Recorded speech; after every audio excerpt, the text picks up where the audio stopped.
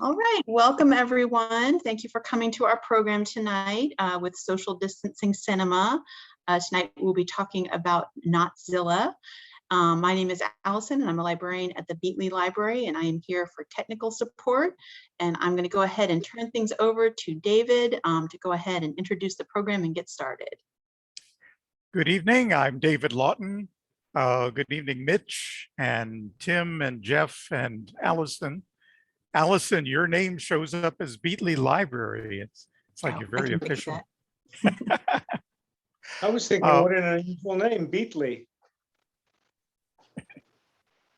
So I'm an organizer for Oddball Cinema. We're a club that began in Northern Virginia in the Washington, D.C. suburbs. And we were showing movies and discussing them in libraries until the pandemic came along. And not only did the libraries no longer let us in, but we didn't want to meet in public anyway. So we moved all of our shows online. And since I have more time than the other organizers who are not here tonight, Frederick, you're muted. Welcome. Good to see another filmmaker here with us. Although now the filmmakers outnumber the members. But that's okay. Hey, we have a lot of shy club members who don't show up for these live, but they'll watch them later because it'll be posted on YouTube. So you'll get some publicity out of this. Okay. We used to show maybe 2 or 3 movies a month when we were in libraries, but when we went online, and I in particular thought that people stuck at home would need more home entertainment, I started showing, excuse me, 3 movies a month. And because I and some of the other members are big fans of horror movies, we started our annual Horror Fest with 31 movies. So on a continuing basis, I watch about 50 movies each month to pick out a dozen or so for our schedule. And thank goodness that during that process, I usually spot some good horror movies or spoof horror movies every month. And I make a note of those so that when October comes along, I can actually fill the schedule with 31 pretty easily. We like, although we're dedicated to odd movies, which of course yours qualifies as, for our annual Horror Fest, we also like to include some current mainstream horror and some classics and of course some spoofs. Excuse me. I don't talk much during the day. I live alone. And my voice, it takes a while to get started. By the time this session ends, I'll sound like my usual baritone self. Okay. I originally put Notzilla on our schedule last January. I saw it, I loved it, and I had no way to know if it would be available in October. So lucky for us, Tubi kept it in their inventory. Oddball Cinema has no connection to Tubi, and they won't even answer my questions, which is why I sent the question to you, Mitch, about is this going to be around when I was setting up the October lineup, and it was. So, that was just a bit of good fortune for us. And therefore, Notzilla gets the distinction of being the first title we've repeated during the pandemic. Oh. So let me tell you why I like this film so much. I'm a big fan of monster movies. You see this collection back here. I have about 1,500 movies on DVD and Blu-ray, and I actually have about 500 laser discs in the basement that I really don't use much anymore. But I have a couple that have not been released yet on the smaller version, so I have to hang on to them. I also love a good spoof, and this one was superb. During these Zoom sessions, excuse me, during these Zoom sessions, as someone who taught English many years ago, I usually ask questions about plot structure, character development, cultural influences, and such. But this film has such a wacky plot and ridiculous characters, it doesn't lend itself to the usual analysis. Simply put, I enjoyed and admired the relentless stream of malapropism, puns, and cultural and social absurdities. From Shirley You Jest to the late bodacious period, I imagine that the actors laughed out loud when they first read the script. And I particularly appreciated all the grammatical corrections. Mitch, if you, or anyone else from the film would, Jeff Barklage, are you from the film? Yeah, Or I are was you a what- I was a cinematographer and the effects, miniature effects. Ah, fantastic. I will want to hear from you a little later, but let me send my first question to Mitch. Since you wrote and directed, I get the impression that, like me, you've seen a lot of comedies and a lot of monster movies. Would you like to tell us a bit about your influences and inspiration for this movie? Well, most of the inspiration for this film, because it's a throwback, I mean, it's not just a spoof of monster movies, but it's a spoof of specifically like old monster movies, particularly the kaiju movies, the Godzilla type movies from Japan, but also, references to other European and American monster movies from the early 60s too. I grew up on those as a kid. I mean, I just cut my teeth on those. Jeff and I, one of the first times we ever had a really long talk, we talked about our love of stop motion animation effects. And Ray Harryhausen is a hero. We both share his with one of the grandfathers, one of the greats of stop motion. And, I mean, as a kid, I just loved those. But I also loved the kaiju movies had a big influence on me because there was the local movie theater played 2 movies every Saturday, and we were there every single Saturday, and a lot of them were the Toho movies. And so I saw up at least to that point in my life, I saw every Toho movie ever made, usually in a double bill, and I just cut my teeth on those, and I love those. But there was a turning point also when I got a little older, and I remember watching one time and realizing that I could see a string pulling the Jeep onto the the set, and I laughed, and I thought, that's great. And it didn't spoil them for me. I love them all the more. I had kind of an affection for them that came from that.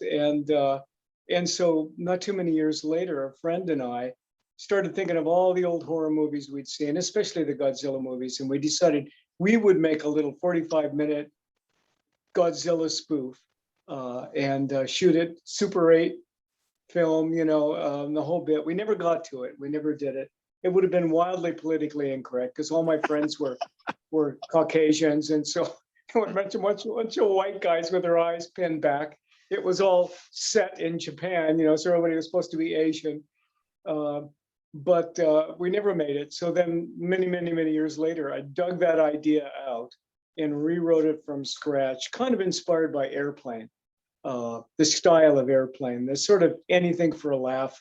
You've got the general feel of the story, but then they just throw in whatever will get it, from the pretty subtle reference to the groaners, like the Mayo Clinic with the mayonnaise on the shelves in the background. And I love that. And so that influenced me in all the monster movies I'd ever seen, just a mass buildup of monster movies. But I particularly loved them as a kid. So this was kind of an affectionate homage to the movies I loved, and especially the Godzilla movies as a kid. Well, I love those kaiju movies. And like I said, I've got about 1,500 on the shelves here. I actually have to move to a new house soon because I'm running out of room. That's truth. I'm not making that up. But I would say 35 to 40% of my movies are horror and an awful lot of monsters in there. So Mitch, I see from your IMDb page that you've been producing and directing for quite a while. Do you have any favorite actors or specialists such as your cinematographer here that you particularly like to work with? Well, I mean, honestly, I have not really worked in the mainstream in Hollywood with name actors. So if I were to name actors that I've loved working with, and I certainly can, they would not necessarily be names you would know. Well, actually, I have to interrupt you there. This is oddball cinema. Of all these 1,500 movies, there probably are fewer than 100 that you would consider mainstream. So well, I mean, I try have me. to say that as a director, working with actors, the actors I've loved working with, particularly from the last half a dozen things I've done.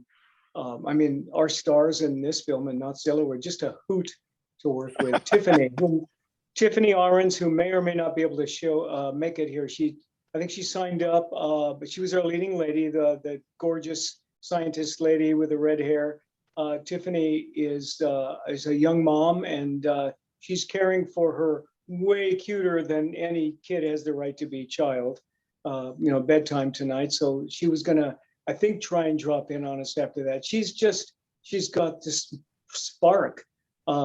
Tim Bench, our bad guy in the movie. Tim is, I mean, he's a very handsome guy. And so he often gets cast in very straight roles. Playing in commercials and things like that, where they want two good-looking people hawking their product, or guest shots on all the Chicago trilogy shows, because he lives in Indianapolis and they shoot in Chicago, and he shoots up to Chicago and does guest shots on a lot of the Chicago, Chicago Fire, and the different ones. But this was a chance for me to just dig in and pull out this incredible just gem of comedic timing that this guy's got. I mean, Tim just rocked it. Once we finally got onto the real tone of the character, Tim it clicked. And between him and Tiffany, they're just magic. And Fred is our one actor, Frederick Engley, who's there, right? I heard you say hi, Fred. Yeah. And hi, Tiffany, you're muted. Hi. Yeah. Fred was the one actor that we did not pull from Cincinnati. And Tim was from Indianapolis, which is a whopping hour-and-a-half drive away. But we flew Fred in from Los Angeles. Fred is full-time pro working in the industry in LA. And we needed a young, kind of adorable, nerdy, cute scientist with good comedy chops, and Fred fit the bill. So all of a sudden, bang, he was part of that formula, Tiffany. Welcome, Tiffany. Hello, I miss everyone's faces here. It's good to see everybody. Yeah. Now our filmmakers far outnumber our members, but the members are mostly going to watch this later on YouTube. Well, thank you, Mitch. That was very informative. I'm glad to have a couple of actors here now, because I want to ask a question about the filming process itself. And of course, I'm old enough, I say film, I know it's probably shot on video, wasn't it? Well, yeah, digital, yeah. Right. Have to wonder, how often did actors ruin a take by laughing at the dialogue and antics? Not that I recall. I mean, not much, at least. The truth is, they got really into this. I mean, there was that kind of laughing as soon as cut was yelled, that sort of, holding it in kind of thing. But for the most part, I think they did a really good job of being deadly serious with absurd dialogue. Yes, while I watched it, I watched the movie twice, and I was looking for evidence of actors struggling to stifle laughs, and I didn't notice any at all. So round of applause for that. This ridiculous dialogue would have had me rolling on the floor. Yeah. Because of the Barclays lost it a few times. Oh. Okay, so That's why he's not here tonight. Okay. Oh, he's here. Jeff, that's Jeff. Oh, Bart. Oh, the cinematographer. I'm sorry. I'm getting him confused. See, I actually had hoped that the filmmakers, anyone from the film, would send me advance notice so I could match up the names with their roles. And that helps me prepare my questions in advance. So I'm ad-libbing a lot here. And I'm sorry, Jeff, I got you wrong. Yes. Well, I used his last name too, through you. Right. Well, I'm sure that's a professional thing. Yes. Because of the complex wordplay and timing, I get the feeling that the dialogue had to be meticulously planned. Was any improvisation possible during shooting?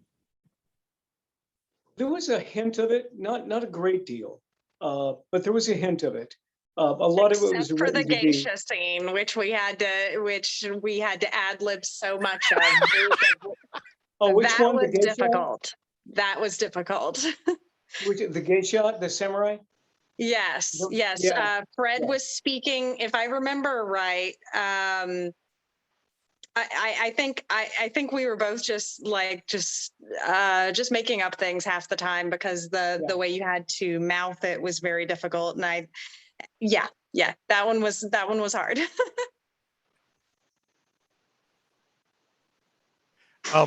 You mentioned you filmed it in Cincinnati. Yes. Ah, how realistic.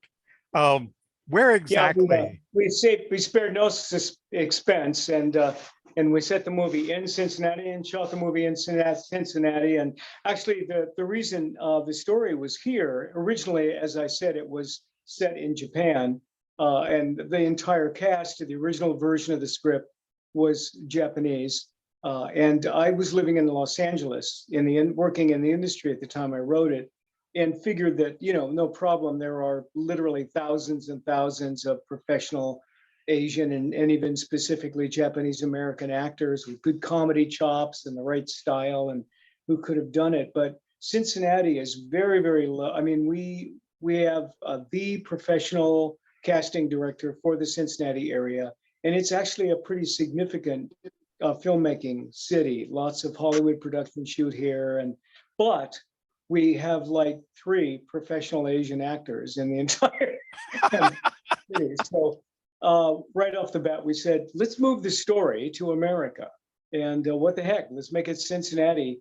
And so, we built it around this young, idealistic Japanese paleontologist trying to save his beloved monster by bringing the egg here and accidentally flushing it down the toilet. And then everybody is Asian. And it got in that point, we started making fun of early 60s culture in America, and even to some extent, American monster movies of the time too, So the tropes kind of shifted. It became a bit of a hybrid sort of a story. And it worked with what opportunity comes from necessity. I blew that old expression, but yeah. Well, you do have some interesting effects. Maybe Jeff can speak about this. When I asked about where you filmed it, I know in Cincinnati is the first answer, but I'm wondering about, some of the fire and destruction effects, and, is there a studio in Cincinnati where you were able to set all that up? Jeff? Here's where we shot some of the explosions in my camera room garage. Here's one of the eggs. I have a koi pond on the side of my house, and we took a bunch of these eggs and threw them out in my pond, and they actually float. So I got a chance to shoot those in my side yard. But then we shot a lot of the stuff that involved miniatures and people at an abandoned, it's just a closed H.H. Gregg appliance store. It was a huge, like 20,000 square foot building that we shot, and we leased it for the entire month. And we set up miniature environments. We set up rear projection screens. We could shoot one of the tanks. We could shoot a tank on a miniature set, shooting, another Jeep or something like that at the same time. And then we could take that footage, ingest it in the computer, and then rear project that on the screen, and then bring up Tiffany and Fred and everybody else in front of that screen and shoot the stuff immediately thereafter. So it worked out really great to have We sometimes Basecamp had, for about 2 often weeks. we had, because we were on a very tight time frame, often we had with the miniature stage and the Notzilla stage, which was the set big enough for Notzilla to walk around on, and the rear projection stage, we would have setting up going on in one of the others while we're shooting in another. So, we're ready to kind of roll and, okay, we got the, do we get the rear? Okay, let's rear project that. We need to start doing the live in front of it now, And sometimes we'd have 3 or 4 layers that we had to put together. And Yeah, I Jeff was trying to bring down stuff from my attic. I've got some of the trees from the set and a bunch of junk up there. And the one thing that I really like the most is the giant thumb that Tiffany has to grab when Notzilla picks her up and swings around in the air and stuff like that. And for a shot like that, we had 3 or 4 different layers at once. We had a background layer, we had his hand layer, we had her in front of this giant cardboard thumb, and with a leaf blower on her hair, and she's trying to deliver dialogue at the same time that she's getting blasted. And it worked out really well. It looked great, it looked corny, and the shots of Tiffany in Notzilla's hand were they work out so well. I mean, we'd shot it, we pinned back the actor that was in the body, our stunt guy, Jake, who played Notzilla and also built the suit. Jake had his thumb pinned back, so we just had the 4 fingers, and we rear projected that, and we had shot it with a moving background, so it looked like it was moving through space, the hand, in front of buildings in the city. And Tiffany stood in front of that, and we shot from the waist up, and it looked like she was in against the fingers. And then Jeff brought in on a grip stand, brought this great big thumb that he made to match the hand, only it was full size, monster sized, and it went in front of Tiffany, and she could put her hands over the front of it. And that was one of those things where we had to calm down and stop laughing before we could shoot. We loved it. It was so fun. It was just stroke of genius from our genius DP, Jeff. it was fun. Actually, if you want, on my website, I have a blog about some of the effects that Mitch helped me write it up, and it's on there on barclage.com. Check it out. It's got some great photos, behind the scene photos that are frame grabs, so you can see the final piece of it and the final way it looked. Then you can also dissect it and see how it was put together.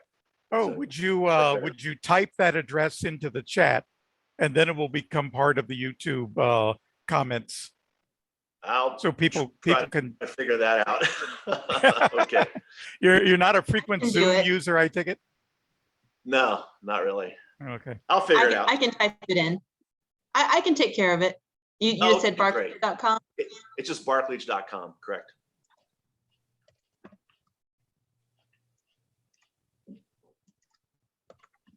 Frederick, I didn't know you were coming, and I can't really think of a question specific to you, but I would like to have you participate. So would you like to tell us a little bit about your experience playing this ridiculous yet genius character? Sure.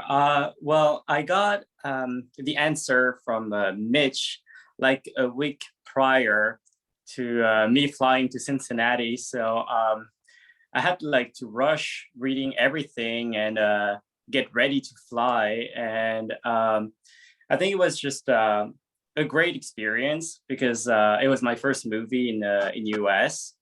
And the whole team was just amazing. So I had a really great time. I think that the most difficult part for me was trying to get this Japanese accent. Because you don't want to make it as a cliche, because you don't want to sound rude, so yeah, I wish I had more time to work on this accent, not to sound too but I don't know, I'm not sure if it was good or not, but I just wish I had more time. I think it was good for this production. It's a little like saying, I wish Jacques Boutet had more time to grow her mustache. No, having it look or sound bizarre is perfect for this production. Yeah. Well, thank you. Yeah, and the experience was just great. And hopefully there will be like a sequel or something. And well, I'm going to ask about that later, but you mentioned this is your first film in the United States. You've made other Yes. films in other countries? Yeah, I'm originally from France. I'm French, actually. Okay. So yeah, all the films and shows that I did before were in France. And I moved to US like 7 years ago now. That explains nothing, but it's interesting. Yeah. I couldn't detect any French accent during the film. Yeah, I'm working really hard on it. But I can fake it, you know. This is what an actor is doing, you know, is faking accent and stuff. Okay, I think I'm going to head back to Mitch with the next question. And it begins with a comment. This movie has a problem, and that is hardly anyone knows it exists. I say this because it has so few votes on IMDb, which is where I usually go first to look up movie information. And I can imagine that releasing it just as the pandemic was starting was a stroke of terrible luck.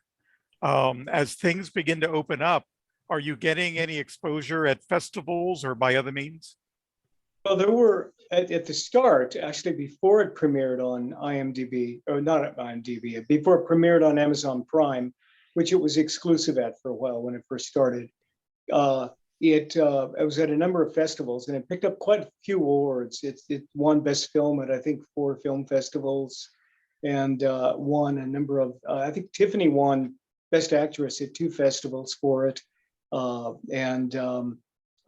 You know, so it got some real love there. We premiered it at G-Fest, which is an annual Godzilla. The G stands for Godzilla, but it's really all things kaiju, and it's the biggest fest of its kind in Chicago every year. Quite a few thousand people. And it had a double screening there, packed the house, and played to standing ovations, both. So we knew that the core audience for it loved the film. It got some great initial press when it came out, but it's a little bitty independent production company without any real advertising money to speak of. So they've depended on word of mouth, and we hear that it's building a sort of a very slow but steady kind of cult classic sort of status. So we'll see. It's been called a cult classic by one of the movie review sites. I forget the name now. You know, so it's hard to say, but yeah, it's certainly it hasn't been discovered by the masses. Well, Oddball Cinema has over 1,300 members, and I've advertised it to all of them twice. So they don't always tell me when they watch it, although sometimes I will encounter a member on the street, or I'll get an unexpected email from a member telling me, I saw that movie and it was wonderful. So I get that occasionally about this one. This one, we love goofy stuff like this. I have a couple of technical tidbits I want to ask about. Perhaps Jeff can address this one. In the early going of the film, there is an aerial view that's identified as Tokyo, which among other buildings that are visible is a red Eiffel Tower. What is that? What are you shooting? Mitch, Well, do you know I what can that answer is? that one. First of all, that's stock footage. We didn't go to Japan to shoot it. That really is Tokyo. And that is actually a very iconic tower in Tokyo. And here I thought it was a spoof. No. Tokyo, I forget what it's called, but Tokyo has a very tall, tower dominating the skyline. And unfortunately, I've never been to Tokyo. And well, that's not true, actually. I stopped in the middle of the night on the way someplace else one time, but that doesn't count. I never left the airport. But it is, I understand, one of the, not as much so perhaps as Mount Fujiyama in the background, but it is one of the most iconic images for people in Japan. They know it, and tourists who've been there. Yeah, so that's one of the reasons we use that shot. That's this tower that says, "This is Tokyo." Yeah, And Mitch, you said it right though. It's actually called Tokyo Tower. So It is, that's okay. the actual title of it. Yes. I had no idea. Another technical tidbit, and maybe it's completely trivial, but in his first few scenes, Dr. Blowhart wears this dark blue necktie, and on the necktie is this image. It looks like a Medal of Honor or something like that. Is that anything in particular or just a necktie? I'm afraid I can't really answer that. I honestly don't know. Our costumer is very talented, and she really clued into the early 60s, and she found things that she felt were just perfect for the characters and for the time. And I just remember thinking the tie looked great. It looked him. He has this pseudo dignity that belies his utter complete vapidity underneath the surface, So yeah, the tie was probably meant to look dignified. Yeah. Oh, well, he's a complete fraud. So anything he can layer on to cover up the fraud, fits the character very well. But it's such a prominent, it's like in the first 5 minutes of the film, it's such a prominent icon on his necktie. I thought this has have some significance, but maybe your costumer knows. Mostly we're going for the shot of the fact that he's trying to shave with an unplugged in corded shaver, which gives you your first clue of just how sharp this cookie is, Okay, I have one last question, and then I'll let anyone else ask any questions they want. You can always ask questions of me if you can think of any. The dialogue at the end mentioned sequels. Are you planning any, or was that just a joke? Well, it's kind of a joke, but who knows? We have a comic book series coming out. And it's being developed by a guy who's got a real cult following. And among other things, he has a hit show on Netflix based on his comics.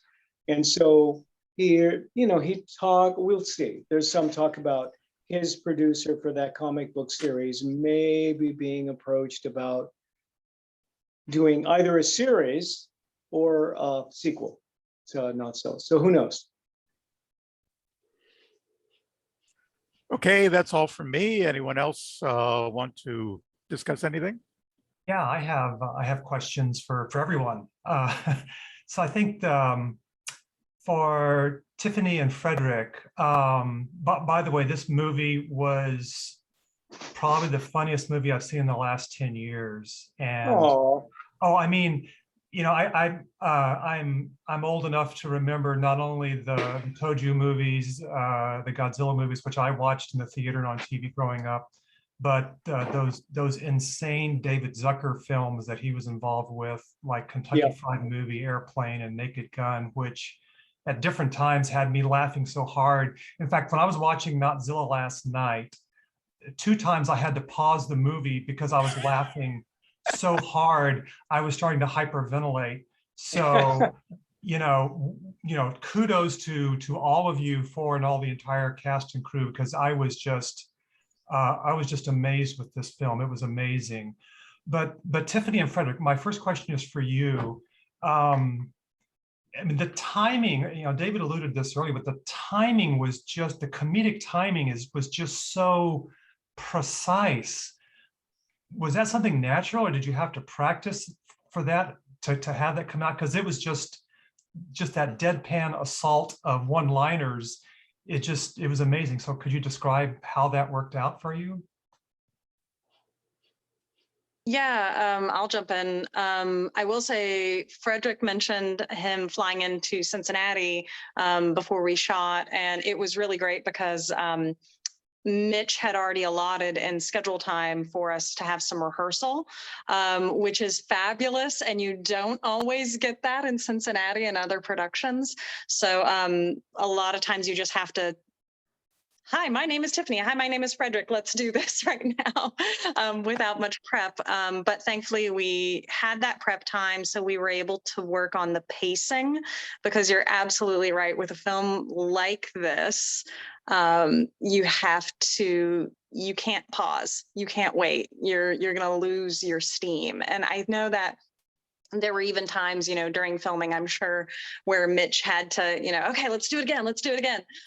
But it was always such a fun production that even if we, even if we needed to run another take of it, things like that, it was always such a joy. I mean, just getting to enjoy that speed of it. When you get a comedy out here, you really work on it beforehand, because you don't want to mess it up.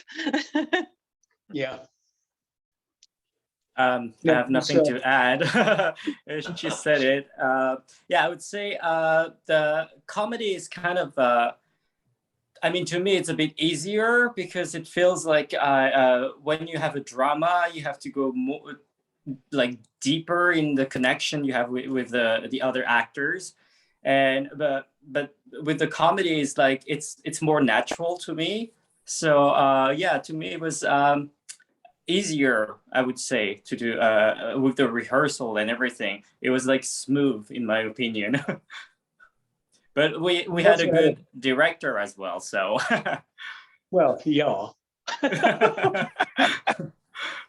We had a very short production period. We shot this film in just racing time. So the rehearsal was absolutely necessary up front, so that the actors could, as pro as these guys are, and these are really terrific, talented professional actors, but still, we had to come in and just kind of start nailing it right off the bat and move on and move on. We had 17 days start to finish to shoot this film. And we crammed so much in, because when you're shooting miniatures and then rear projecting and you're shooting 3 layers, that means you're not just shooting one scene one time, you're shooting the scene 3 different layers of the scene. And it really, really had to be just nailed. And they did. I was so proud of these guys, still am.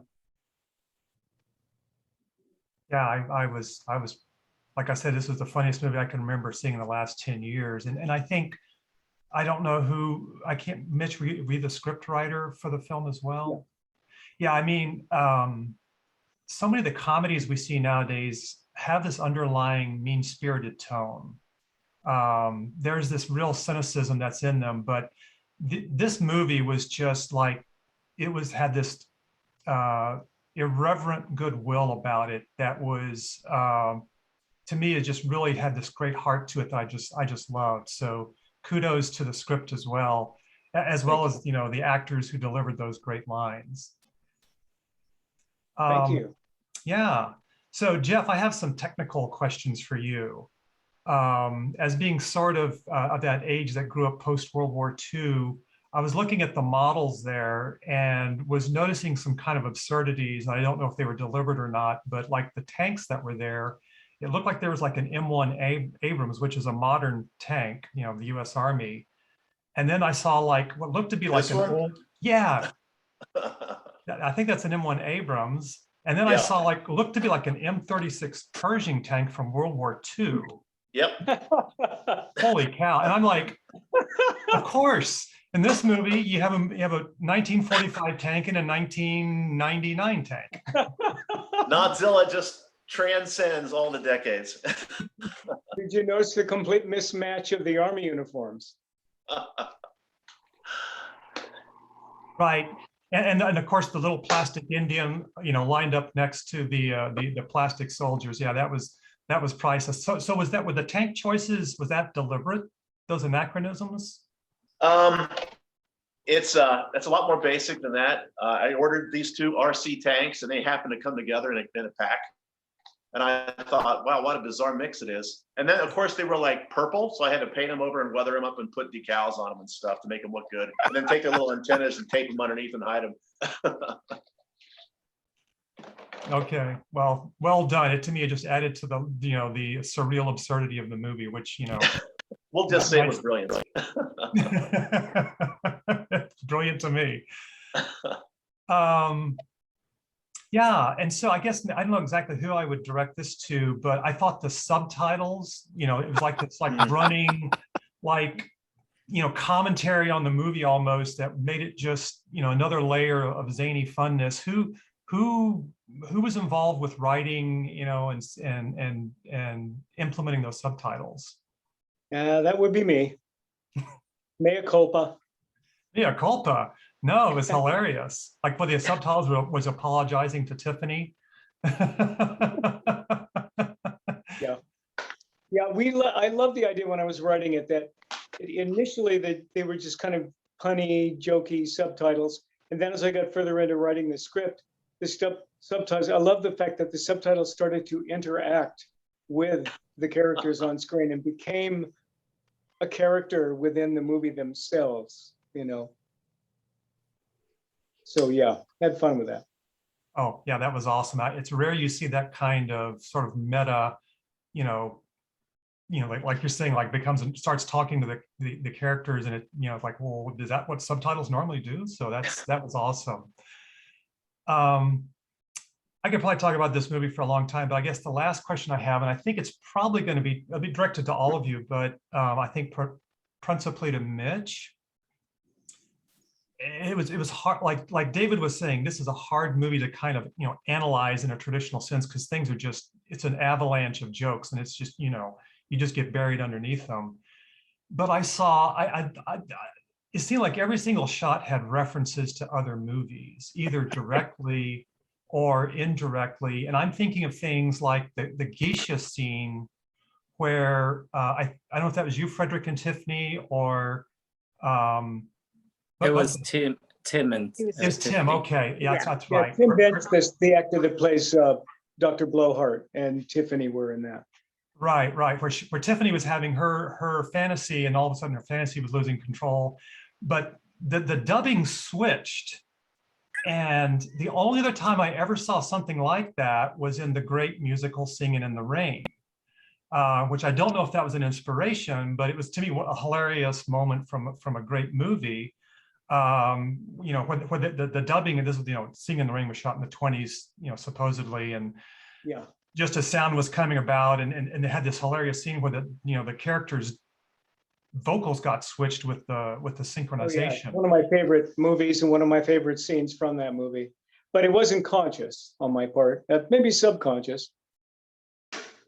Okay, yeah, and that's kind of my question. I don't know. I mean, some of these seem to be almost like very organic references. It wasn't like you were just, hey, look, I watched a Jean-Luc Godard movie, so here, let me show you, like, I've seen his oeuvre, so.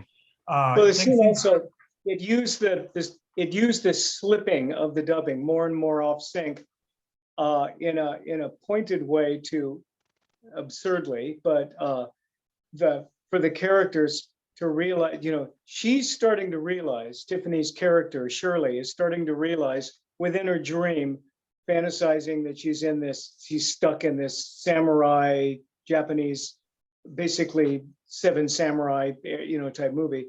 She's starting to realize there's something wrong about Blowhart. He doesn't seem to be the brilliant nuclear physicist that he's supposed to be.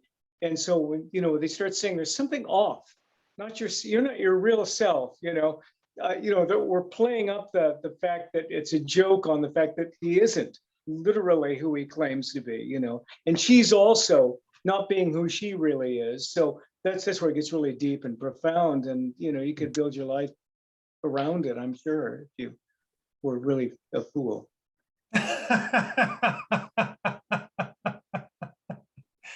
Well, that was another interesting thing, was like there was this kind of character, not actor character, but this sort of like environment that very much had this 1960s feel to it. These really pompous military figures. The woman, Tiffany's character, like you go see those movies, there's always like, a very attractive actress who's sort of, marginalized, although she's trying to, contribute. And this was almost like that character, again, was an anachronism, that early 60s ambiance was married with like modern, I wouldn't say modern feminist thought, but certainly a woman who is more, assertive than what you would see back then. And so I thought that was an interesting kind of sort of cultural dialogue that was going on within the movie as well. Tiffany, any thoughts on that? Yeah, I think the only yes, 100%. I think that a lot of credit needs to be given to Mitch with his writing, because not only does Mitch somehow balance the wonderful little when you mentioned the captioning and the fact that, we were talking back and forth with the captioning, it was one of my favorite things when I first read the script. I have to mention that to Mitch. But the balance between the cute little humorous things that we were able to do, and at the same time, balancing these actual topics, because it wasn't just Shirley's attempt to breaking the glass ceiling, which also is really just her trying to be herself. I don't even know that, like, as much as it's, yes, I want to be taken seriously as a woman, it's like, I just want to be myself and be a scientist. But also, that there were other parts too, when we were talking with our reporter, and she and I have our discussion at the diner, and we're discussing it's like, oh, well, it's obvious. It's like, well, yes, it's because, when you assume that she's going to be making this dialogue on her being Black, and it's just because she's a woman. And from New Jersey. And from New Jersey. And from New Jersey. Yeah, from that's New Jersey. that line. It was a way to reference the fact that obviously she was dealing with a double glass ceiling, as she says, being not only a woman, trying to be a professional, taken seriously as a professional, but also as a young Black woman in that era. But the fact that she says, and I've got two things to deal with. I'm a woman and I'm from New Jersey. New Jersey, It's a fun way to make fun of it and make the point rather than just state it directly. Yes, Samantha Russell was that character, and she just did an amazing job. Just wonderful in the role too. Some wonderful supporting leads in the film too, and Samantha, who's now working in England as an actress. Samantha was just awesome in the film, and an absolute wonderful person too. Yeah, awesome. That was really all the questions I had for right now. I don't want to monopolize the stage here. So Allison or David, if you had any more questions, I'll turn it back over to you. Oh, well, monopolizing the session is my job. So I actually have one more thing. Tim, you inspired me to say this. I want to amplify a point that you made, and that so many mainstream comedies these days are so mean-spirited, they're raunchy, they're vulgar, and they just wear me out. Now, if it's important to the plot, I don't mind vulgarity, I don't mind violence, I'll watch almost anything. But so often, vulgarity and raunchy action is thrown in just as an alleged source of humor all by itself. And to me, it's not funny. You won't find those things on the Oddball cinema schedule. So I really like this movie. I can recommend it to general audiences. It's always what I'm looking for. Yeah, we've actually had quite a few moms and dads say, hey, I watched this with my whole family. My kids liked it as much as me. And that was definitely intended. I don't do dirty. It's not my thing. Or crude. They're just things that aren't in my bailiwick. I mean, I'll get down and get dirty with characters that's just what it takes to make them real. And like you said, it's right, and it fits the story, but I don't go there easily. And of course, we're talking about a movie that's a spoof of, that purports to be a 1962 monster movie. They didn't use that kind of language or graphic violence in 1962 monster movies anyway. Oh, but can I make one observation? This also was one of these things that I noticed. The scene where Shirley and Hero finally get together and the romance appears to be consummated.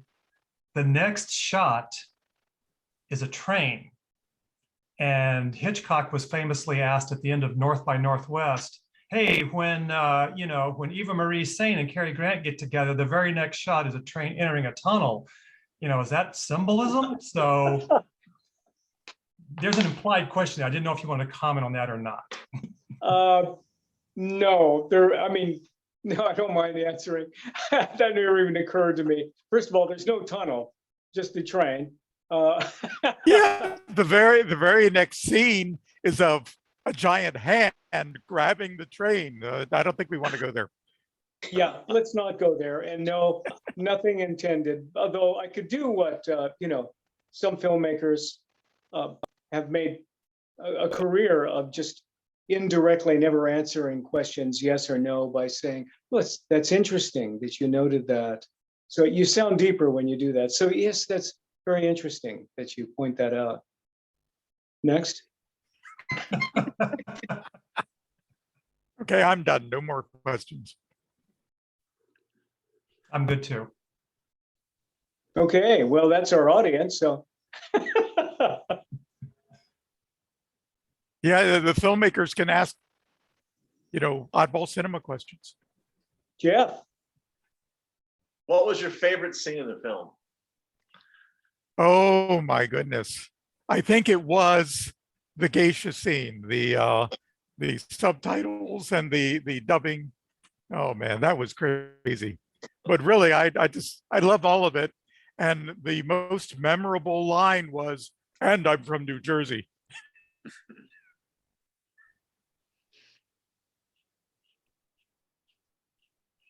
Yeah, for me, I love the whole movie. It never, there was no dull spots.